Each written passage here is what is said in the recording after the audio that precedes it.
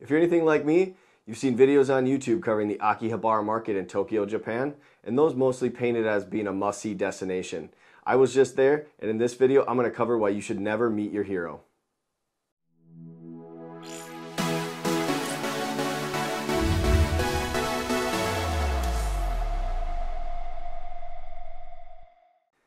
Hey, what's going on, guys? If you're new to the channel, my name is Tony. Thank you so much for watching, and welcome to Talkin' Tech. If you've watched me previously, you're already subscribed, I have to send out an apology for the lack of content the last few weeks. As you know, I was overseas traveling to Japan and South Korea, had a fantastic time. However, when I got back, some things in my life changed, and I'll share with that just a little bit here. I did get offered a position at my company in a different city, so I will be going through a move, and I've kind of been stressing out. Got about a month left here to move, and then I will be vacating my current house. So it's been kind of on the back burner for YouTube lately, but I hope to rectify that going forward with starting with this video. So as I said in the opening of this video, I'm going to bring up the Akihabara Market. And as you can obviously see, I am not sitting in Tokyo, Japan right now, but I am sitting in my office at home. So kind of funny story on this video. I had originally planned on vlogging the entire trip to the market, and I did some vlogging, but I'm going to be completely honest with you guys, I'm definitely not a vlogger, at least not yet. So it didn't really turn out too well, so I figured I would do this a little bit differently and talk over it and then share some of my footage of the market while I talk about it. So as I said, or kind of led to in the beginning of the video, I didn't really like the market. But there are some good things, so I'm going to share those with you first before I get to some of the bad things and kind of why I don't really think you should ever meet your heroes. So expanding on the hero topic here a little bit, I grew up fantasizing or romanticizing about going to Tokyo and seeing all their electronics and just really kind of how big it was in the 90s, you know, the video games, computers, you know, I talk about with my buddy like the mini PCs and stuff that were really, really big in Japan in probably the, you know, early 2000s, late 90s, and then of course, obviously the video games. So one of the first things I do want to say that's a really big positive about this is really kind of the variety of what's available.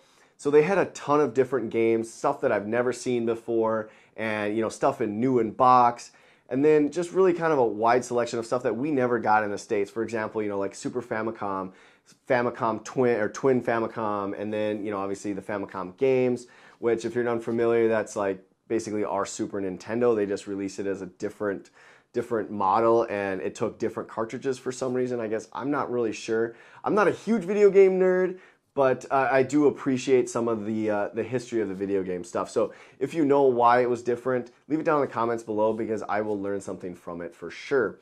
The next thing is it's really kind of a museum. And I'll kind of cover a little bit more in depth of why it sits as a museum, but walking through some of the stores there, it was really pretty cool to see some of the new in box stuff. I mean, I saw a Game & Watch, I think that was like $400 in box. There was a Game Boy Micro that was a Final Fantasy in box for, you know, like $300-400 US. So, I mean, some of that stuff is really cool, and some of that stuff, you know, I've never seen myself. So it was really kind of cool just to see what was out there and really see some of the stuff that I never got a chance to as a child. So that was pretty cool. The next thing is, I mean, you get there and it's almost like Vegas. I mean, a lot of Tokyo is kind of like that with bright lights and stuff. But I mean, you see video game stuff everywhere, and it is exactly what you kind of expect it to look like. You know, and one of the really cool things for me was like the component section. You know, you could go buy down to like resistors and stuff like that. There wasn't a ton of that there. I think that was a bigger thing, and I'll kind of go into that a little bit more here later. But just being able to buy components and, you know, buy some used cell phones, and it was just a really cool experience to kind of see it. But let's go into some of the negative stuff, because really that's unfortunately how I really felt about the market. So the first big thing, and if you've ever been to Tokyo, this is obviously probably a no-brainer, but it is extremely, extremely overcrowded. Now, this isn't like normally like in a business district where it's a bunch of businessmen going about their day and just walking through the streets. No, This is more, like I said previously, it's like a museum, and quite honestly, going through some of the stores, and I specifically went there to find some vintage video games. Specifically, I wanted a Japanese Sega Saturn, and then a friend of mine wanted a Game Boy Micro. So I had like a mission to go there, and walking through the stores, quite frankly, it was full of tourists, and it was basically single file through the entire stores. And so it wasn't a whole lot of time to browse. I couldn't just walk around and take a look. I mean, everything was really small. So it's not like it's not like Best Buy or anything like that. It's these, mom and pop shops of people selling their used video games. And it was really, really, really packed. And it kind of took the enjoyment out of it because you don't get to stand around. I can't just browse at my own leisure. And it's one of the reasons why I didn't really vlog. It just didn't feel like a good atmosphere to vlog. So my footage didn't really turn out real great. But yeah, like I said, it was super crowded and it was full of tourists. And the reason I know there were tourists because it was basically English being spoken in most of the stores.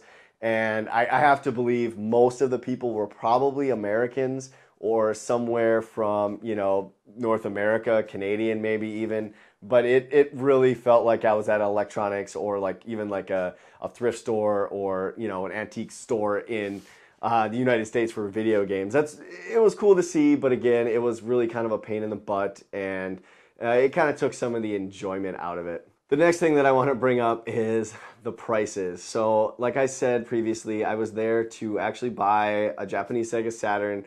I just have a weird obsession with Sega Saturns for some reason. I always wanted one as a kid. So I went there and I'm like, oh, this would be a great time to buy one, and I can get a Japanese one. It'll have a cool story behind it. Well, honestly, when I went there, they were pretty overpriced. Now, if you go on eBay, you can find a Japanese Sega Saturn for, $40, $50 US. And quite frankly, that's a pretty good deal. And for more reasons than just the price, there's some logistical challenges for bringing back a console that's, pretty big and pretty heavy in my carry-on luggage. So it was one of those things where the logistics and the story did not outweighed, I guess, the price. And so I didn't buy one. And again, with my buddy's Game Boy Micro, I think he ended up getting one on eBay for like $83. And I think the cheapest one I saw was about $150 for just a regular one. It wasn't anything special. So it just to me felt really overpriced. And the biggest thing, as I said before, there was a wide selection of games. And quite frankly, they were priced pretty reasonably.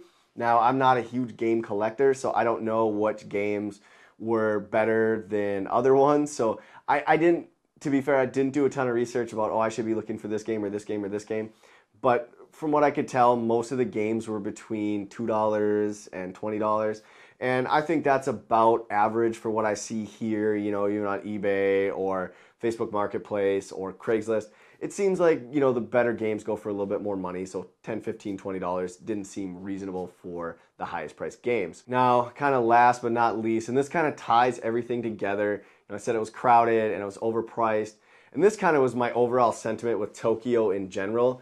It was just very touristy. It felt like it wasn't set up for actually selling stuff to locals or people in actual need, maybe save for some of the component shops that were left in some of the older parts of the market. It felt like some place that tourists are lured to go and overspend just to say that they did it. And maybe I'm being, a little bit short-sighted and being too much of a sourpuss, for lack of a better word, for not enjoying it and appreciating it for what it was. I guess I just assumed that it was going to be a lot cooler and it was going to be, like a Japanese market, so it was going to be what the prices that they normally pay. But it just didn't give me that vibe that that's normally where Japanese people go to buy games.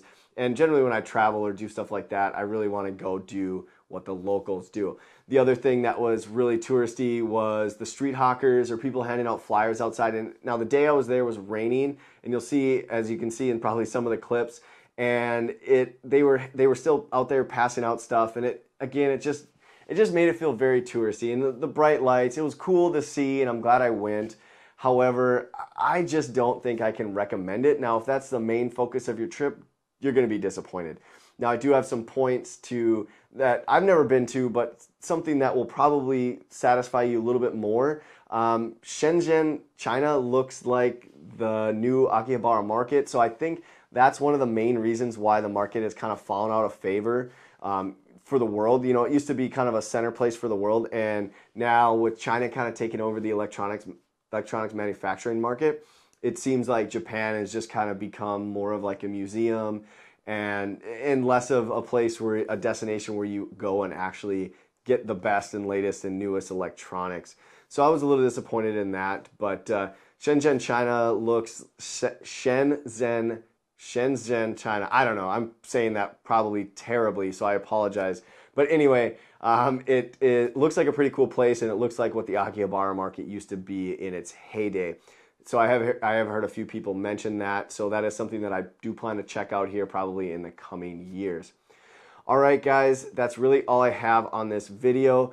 I apologize for me not doing this in Japan. I hope the content that I added over the top of it was sufficient and kind of gave you a good feel for the market itself. If you have any questions about it or anything you want to add, leave it down in the comments down below. I probably left out some stuff just because I was so underwhelmed with it, and like I said, it was raining, so we did it probably pretty quickly. There's a map to follow and all that stuff. So anyway, that's all I have on this video. If you enjoy it, hit that like button. If you loved it or you want to see more about my travels to Japan, as I'll have some stuff coming up with Google Fi, Verizon Travel Pass, and then some Wi-Fi eggs in both Japan and Korea. Definitely hit that subscribe button and then make sure to hit that bell right next to it so you know when I post my next video. All right, guys, thanks for watching. Have yourself a great day.